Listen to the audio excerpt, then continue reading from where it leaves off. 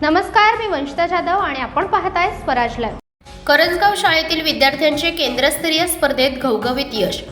यशवंतराव चव्हाण कला, क्रीडा व सांस्कृतिक केंद्रस्तरीय स्पर्धेमध्ये भोर तालुक्यातील आपटी केंद्रातील जिल्हा परिषद प्राथमिक शाळा करंजगाव या शाळेतील मुलांनी पहिल्यांदाच स्पर्धेत उतरून घवघवीत यश संपादन केले।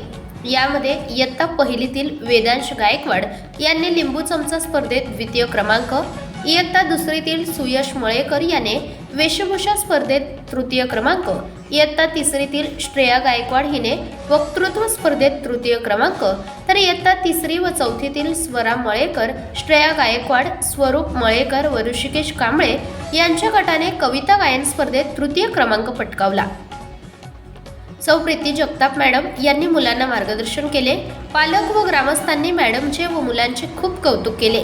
यावेळी अंगणवाडी सेविका संगीता कुमकर व मदतनीस वनिता संजय मळेकर तसेच शाळा समिती अध्यक्ष प्रदीप मळेकर व उपाध्यक्ष स्वाती गायकवाड आणि पालक भारती कांबळे तसेच सुनील धर्माजी मोरे हे देखील उपस्थित होते।